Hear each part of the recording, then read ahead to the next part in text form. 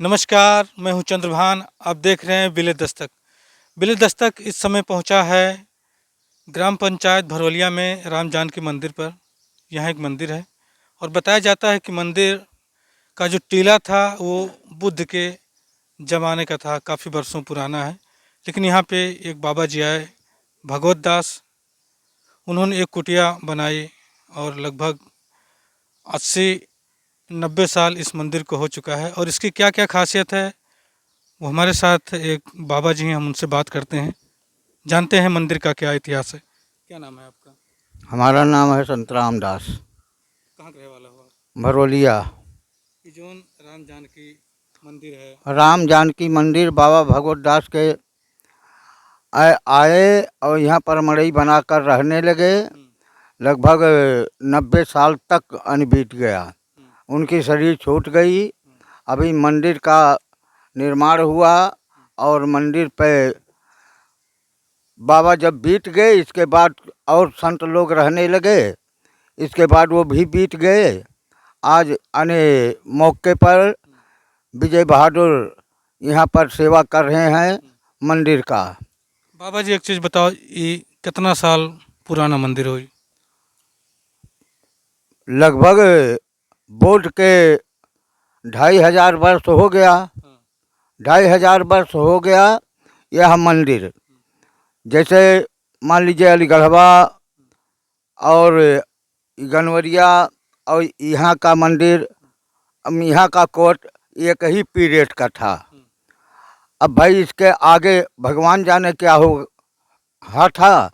लेकिन इतना तो जानकारी है कि गौतम बुद्ध के 2500 वर्ष के बीतने के बाद यह जो है टीला कहे पड़ा तीनों निर्माण में दिखाई पड़ रहा है। आज भरवलिया मंदिर पे बाबा भगवतदास जी ने मंदिर बनाकर रहने लगे। हाँ पहले ये टीला था? हाँ, पहले टीला था ये? ये जंगल था। जंगल था ये? हाँ ये जंगल था। हाँ। जंगल को काट करके झाड़ी वोड़ी सब काट करके और खोद खन करके सब यहाँ पर जितना ईंटा पाथर रहा सब निकाल करके मंदिर का निर्माण किया गया है। इसके पहले एक मड़ई बना करके बाबा यहीं रहते थे। और आगे कोटेश्वरी देवी का मंदिर है। अच्छा, ये वाला मंदिर? हाँ ये वाला जो आप मंदिर देख रहे हैं, ये हमारे पीछे ये कोटेश्वरी माता का मंदिर है, जैसा कि बाबा बता रहे हैं। थोड़ी सी और बातचीत करते हैं, जानकारी लेते हैं। इसका क्या इतिहास है, क्या इतिहास रहा? और कुछ बताएंगे आपकी जो बाबा जी आए थे वो कहाँ से आए थे? बाबा जी का जन्म भूमि था कछार में अटरी। इनकी बहन थी यहाँ रमुआपुर में और उन्हीं के जरिया से वो आए थे। उनका उम्र लगभग 12-13 साल का था। बचपने में साधु हो गए। आ करके झाली झोड़ी काट करके यहाँ पर एक मड़ई बनाया गया, यहाँ रहने लगे। और संतराम दास भी अनी माता कोटेश्वरी का जो स्थान है वहाँ हम भी मड़ई बनाकर रहने लगे। हम लोग फलहाल कर रहे थे 5 बरस तक अने लगातार। हाँ, और चारों तरफ से यह जंगल था। आज मौके पर यह मंदिर बन गया है, जगशाला बन गया है। बाबा भगवत दास बीत गए। इसके बाद जो है यही पुरानी इतिहास है। यहाँ पे धार्मिक प्रोग्राम भी हाँ, होता है, ऐसा क्या? यहाँ धार्मिक प्रोग्राम रामलीला रासलीला यज्ञ अनेक कम से कम 105 यज्ञ हो चुका। अच्छा। हाँ 105 यज्ञ। हाँ 109 यज्ञ हो चुका।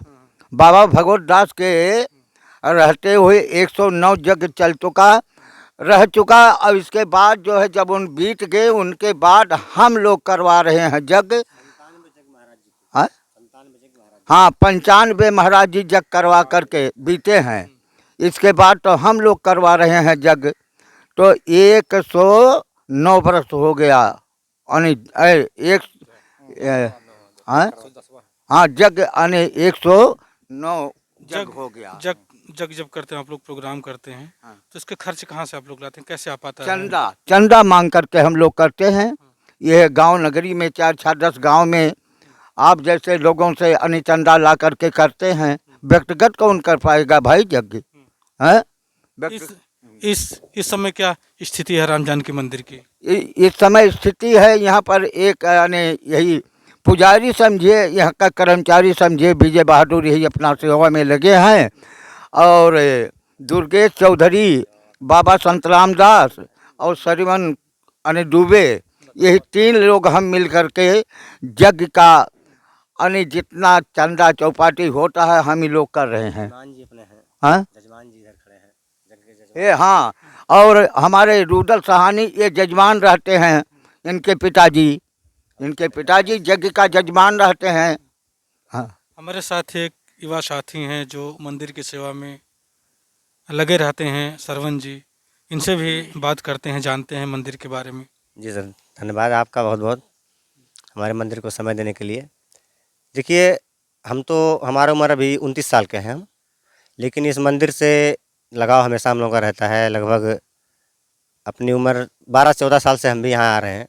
तो बहुत सारे चमत्कारिक चीज़ हैं यहाँ और हमको भी बहुत अच्छा लगता है। सबसे बहुत बड़ी शांति यहाँ महसूस होती है। कितना भी आपको थकान रहे, आपको परेशानी रहे, अगर आप 1 घंटा यहाँ बैठ जाएंगे तो शांति हो जाएगी आपके दिमाग। और ये महाराज जी जो थे हमारे 97 जग करके, रिकॉर्डेड मेरे पास है, 97 जग करके वो स्वर्गवास हुए हैं। उसके बाद से यहाँ का जो खर्च वाहन अभी भी कोई विशेष यहाँ का कोई कोषाध्यक्ष कोष आता नहीं है, न कोई सरकारी फंड है। अब हम ही लोग अपना जो महाराज जी बना के गए थे जहाँ जहाँ से 100, 200, 500, आप कोई भी सबसे चंदा लेके जो भी यहाँ का खर्च आता है 1 लाख 1.5 लाख हम लोग वाहन करते हैं। और यही आशा रखते हैं कि जैसे अब हम ही लोगों के ऊपर ये सारी जिम्मेदारी है, तो अब हम लोग कुछ ऐसी व्यवस्थाएं मंदिर का बनाना चाहते हैं। अभी हमारे साथ के राही जी विधायक हो गए हैं, उन्होंने ये 160 मीटर का सीसी पास करवा दिया मेरे एक बार कहने पे, और मैंने उनसे आह्वान भी किया कि इसको पर्यटन स्थल में डाल दीजिए, तो उन्होंने उस सूची में भी इस मंदिर का नाम डलवा दिया है। तो भविष्य में आशा यही है कि वो अगर इसको करवा देते पर्यटन स्थल में तो हमारे मंदिर का और जीर्णोद्धार हो जाएगा।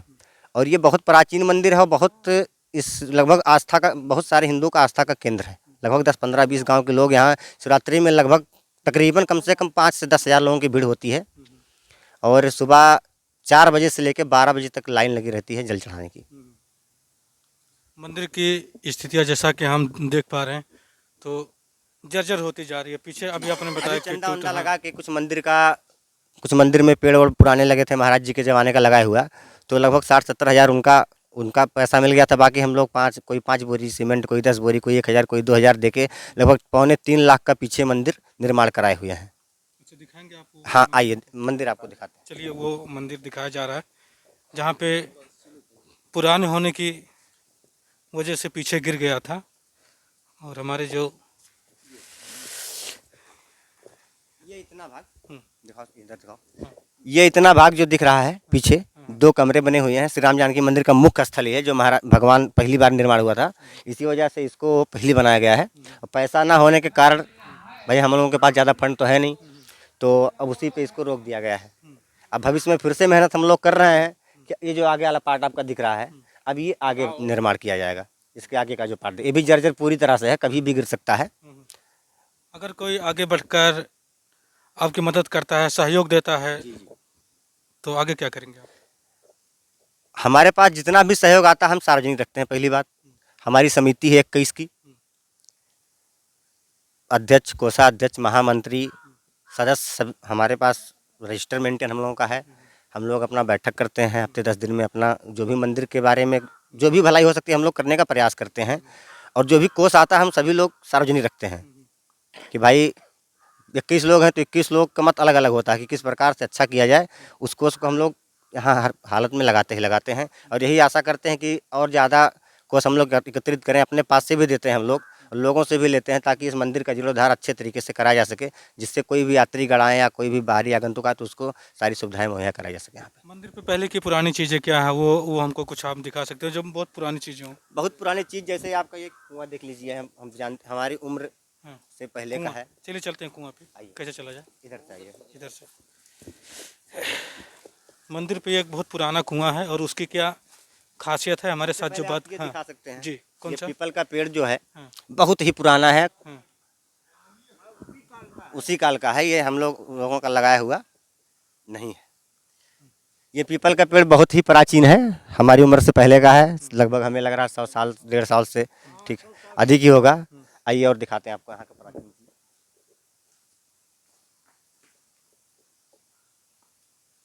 जो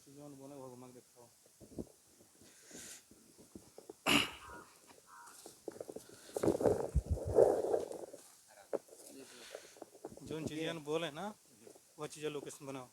ये देखिए एक कुआं है, बहुत ही पुराना कूप है। हम्म। पहले के ज़माने में आप जानते हैं कैसे पानी निकलता था। हम्म। ये ढेकुली यहाँ लगा हुआ होता था, हम्म। रस्सी बांधी जाती थी, यहाँ से पानी निकलता था। हम्म। इसके बाद ये आसपास की ये जो अपनी ज़मीनें हैं, हम्म। हरी सब्जी की खेती की होती थी। इसके बाद मंदिर पे पानी पिया जाता था। मैंने सारा काम इसी कुएं से चलता था। बाकी और ये सब जैसे कटहल का पेड़ जो है ये भी बहुत प्राचीन है। हम्म। बहुत सारा कटहल होता है यहाँ, हम्म। बहुत ही मीठे फल होते हैं हम्म। यहाँ अच्छा के। इनसे जानते हैं हाँ महाराज जी। महाराज जी, ये जो कुआं है ये आपकी जानकारी में है, कब बना था ये? हाँ, हमारे जानकारी में है। हाँ। बाबा भगवत दास जी के आने पर लगभग 3 साल के बाद ये कुआं बना है, बाबा भगवत दास के आने के बाद। हाँ तो कुआं ये 80-90 साल पुराना होगा। हाँ हाँ, 80-90 साल से कम नहीं है। अच्छा, अब इस कुएं का उपयोग आप लोग कर पाते हैं कि नहीं कर पाते हैं? नहीं, कोई उपयोग नहीं है मौके से। हाँ कौन, हाँ पानी का सुविधा हो गया, पाइप वाइप हो गया, इसलिए इससे हाँ हाँ। चलिए और कुछ आपको दिखाते हैं अपने दर्शकों को, खास क्या चीज़ है। हाँ यार ये महाराज जी की जो स्वर्गीय बाबा भगवत दास जी हैं, उनका ये समाधि बनाया गया है। क्योंकि जब उनका स्वर्गवास हुआ तो लोगों का मानना था कि इनको यहीं पर रखा जाए, जिससे हम लोग हमेशा उनका पूजा अर्चना करते रहें। होता भी है, ये निर्माण भी इसका कार्य चालू है। देखिए ये भी धन के अभाव में भी रुका पड़ा, लेकिन पूरी तरह से निर्माण होगा, ऊपर छत लगेगा।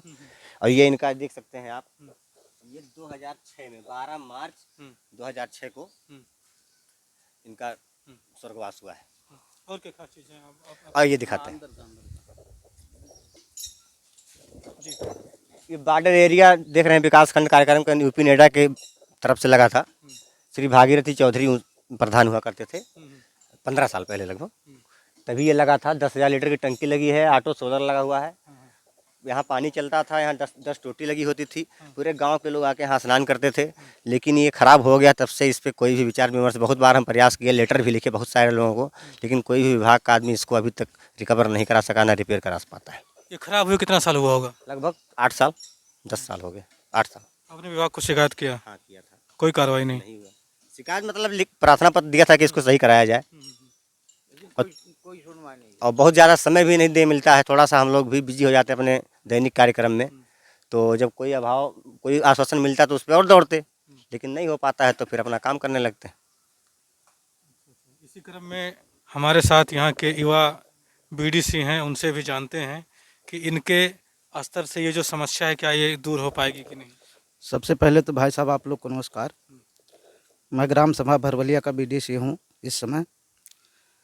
इस मुद्दे में बहुत सारी वो बात हुई है। सबसे पहले राम सागर चौधरी थे जिला पंचायत, वो बोले कि अगर हम जिला पंचायत सदस्य बन जाते हैं तो इसका हम कार्यकाल में अपने काम करा देंगे। फिर 5 साल उनका बीत गया, कुछ नहीं हुआ। अब मैं ग्राम सभा भरवलिया का बीडीसी होने के नाते मैं ये सबसे आग्रह करता हूँ कि इसका काम अगर जल्द से जल्द हो जाए तो बहुत अच्छी कृपा होगी, क्योंकि हमारे ग्राम सभा भरवलिया की ये श्री राम जानकी मंदिर है जी। तो ये तो जल निगम करेगा ना, विभाग करेगा ये ना? नहीं, कोई भी विभाग करे, कोई भी डिपार्ट करे, उससे नहीं मतलब है। बस ये हमारा विकास होना चाहिए, क्योंकि यहाँ पे हर साल मेला लगता है और जो भी समस्या है सब खड़ी हो जाती हैं, यहाँ लोग आते हैं।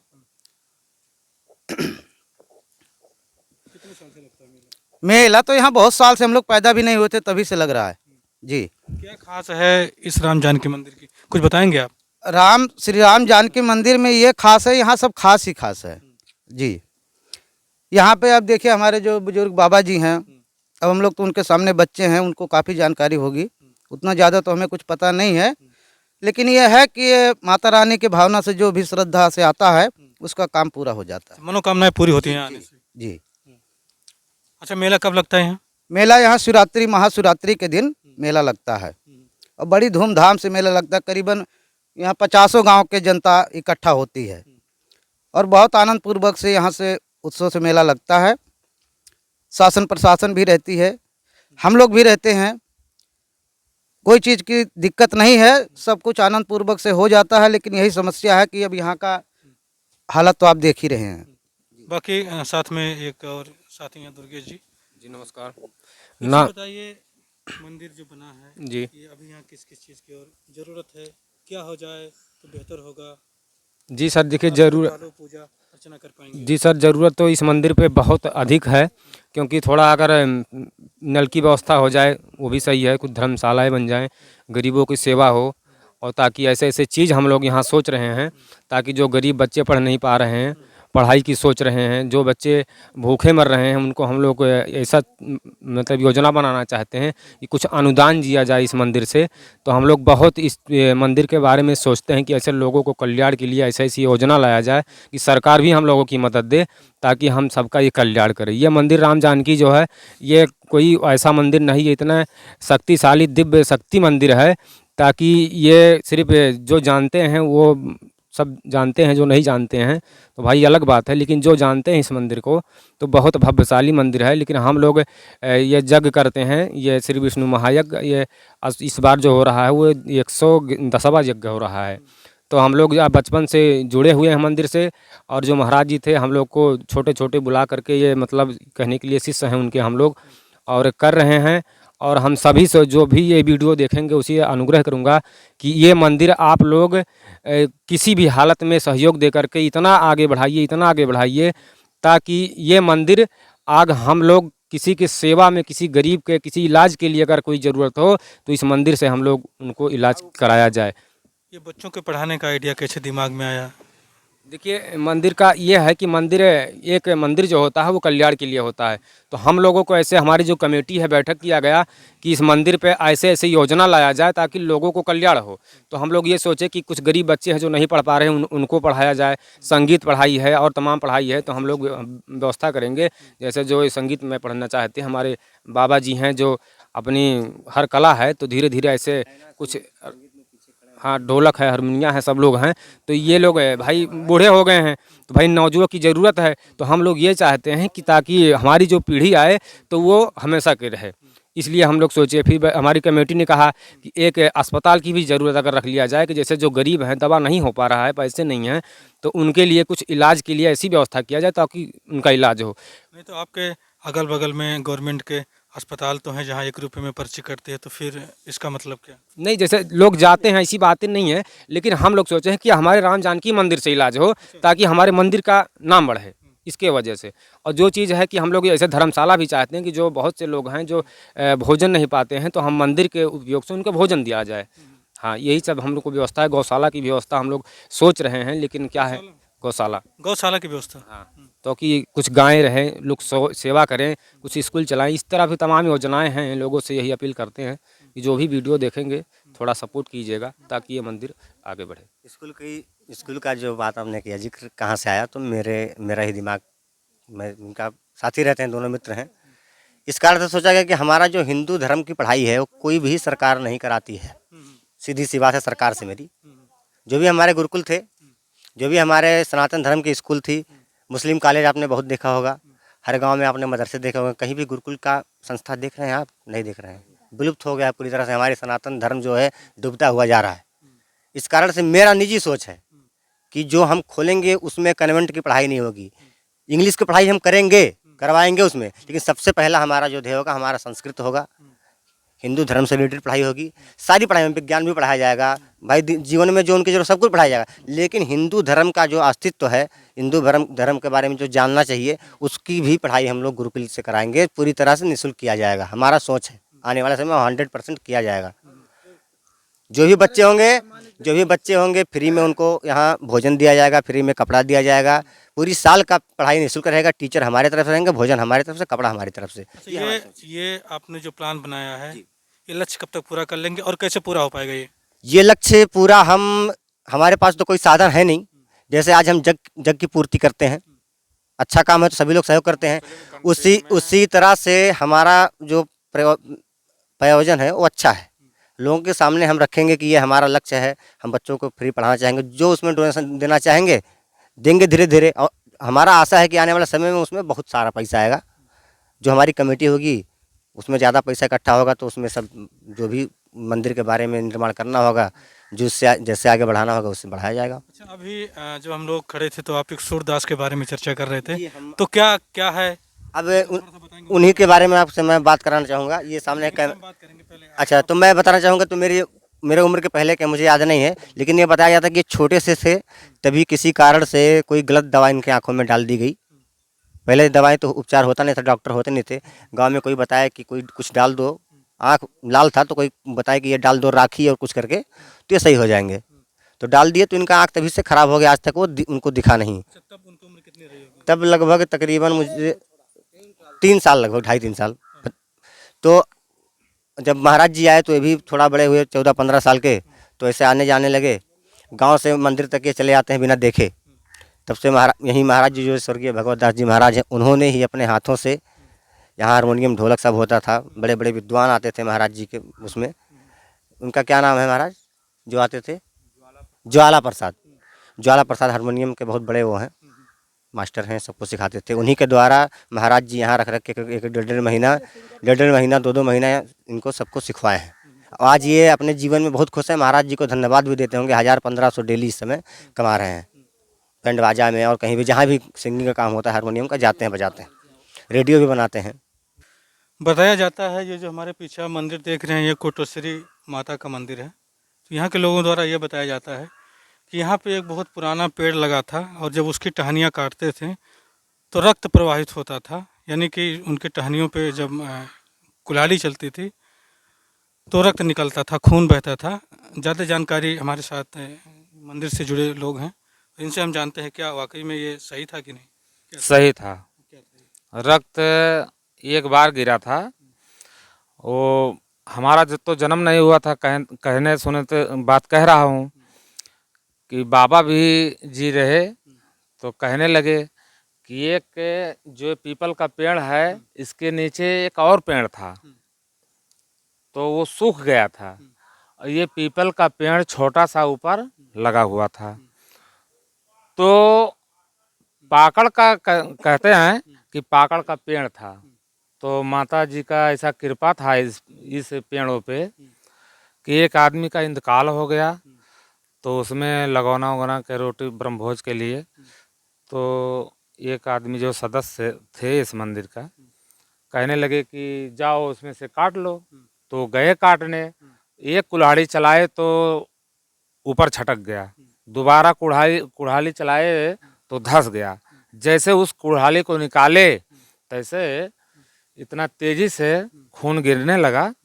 तब से माता जी का यहाँ बहुत भव्य तरीके से हाँ पूजा अर्चना करने लगे। तब से माता जी साक्षात तभी से आज तक रहती हैं। अच्छा, आपको क्या लगता है कि वाकई में क्या टहनियाँ जो कट रही थी खून खून गिरता होगा उससे कि नहीं?